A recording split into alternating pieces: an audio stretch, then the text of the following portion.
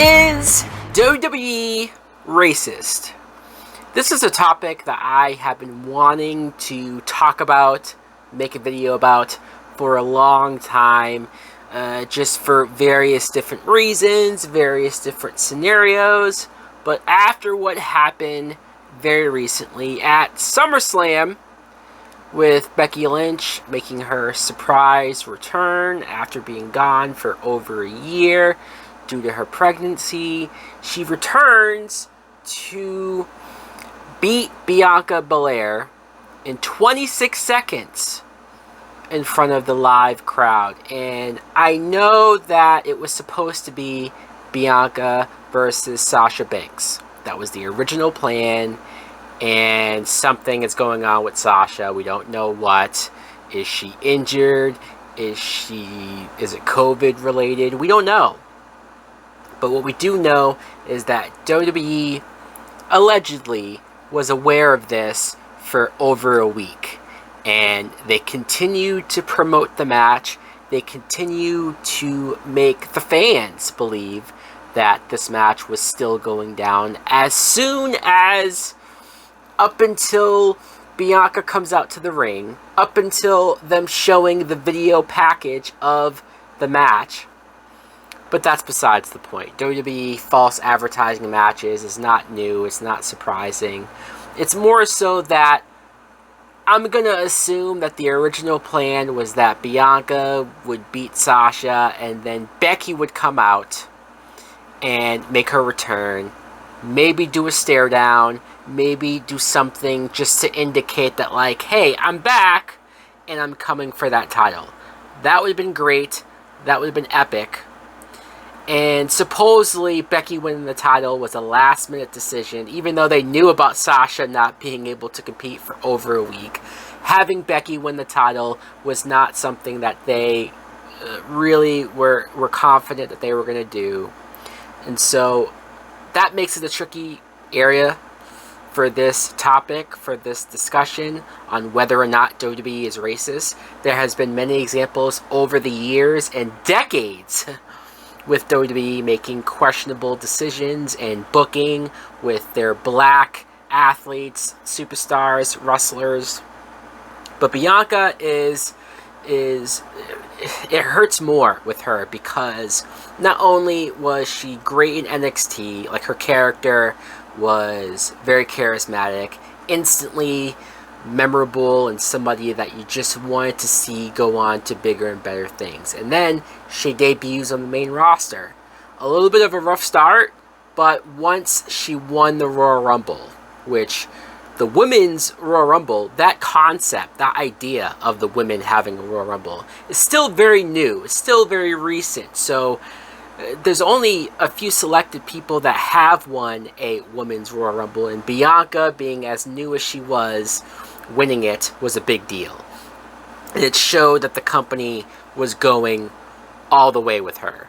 And then you get to WrestleMania. Now, the build between Bianca and Sasha for WrestleMania was not good. It wasn't. But the match itself, the crowd atmosphere, the fact that they main evented night one of WrestleMania was great.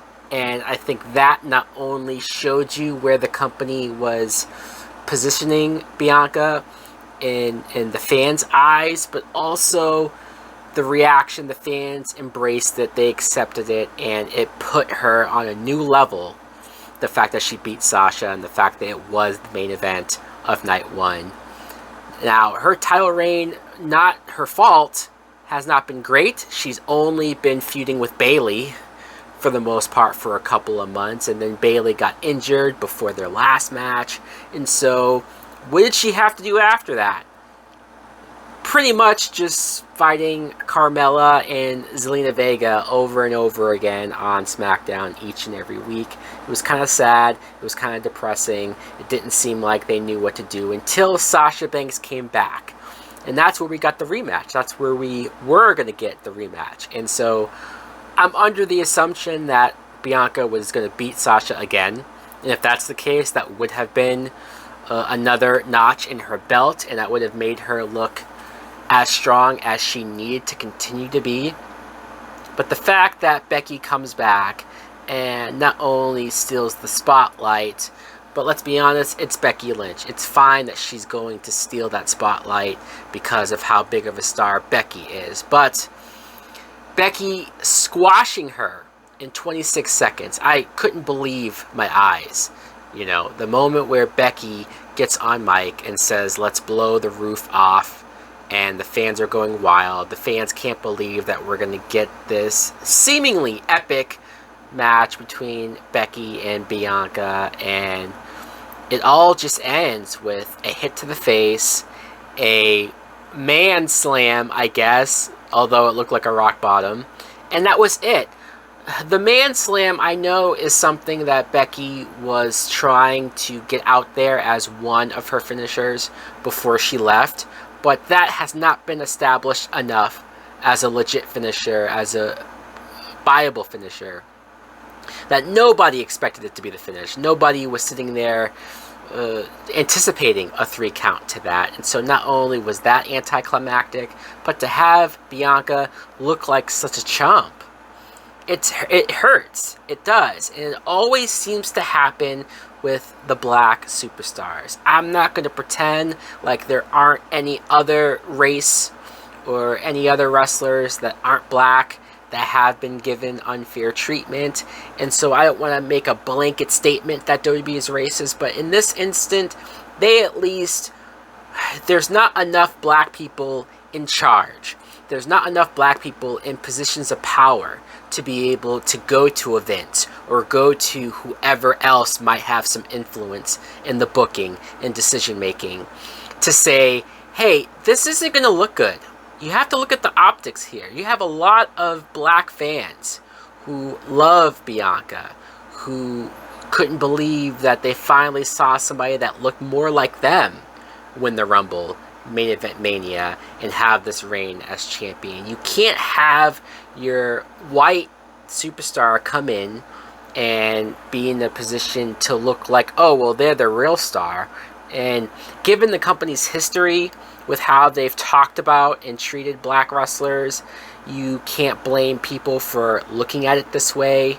I know that some people might say, oh, well, you're just jumping to race just because it's the easy thing to do. There was a way to do this return. There was a way to have Becky still make the impact or even still win the title without making Bianca look that bad. And I feel like because WWE didn't care enough to worry about that, they didn't care enough of how Bianca was going to look coming out of this match, that's where I think the racism comes from.